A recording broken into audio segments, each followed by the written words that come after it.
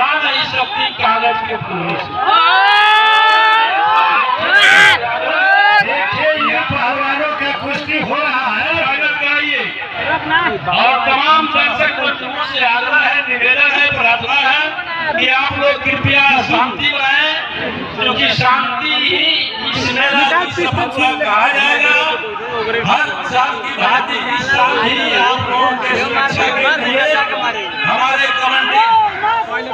कमांडरों के साथ साथ धर्मजियों के साथ साथ थाना प्रशासन की काम है। इसलिए आप लोगों से बार बार निवेदन किया जा रहा है कि आप लोग शांति बनाइए।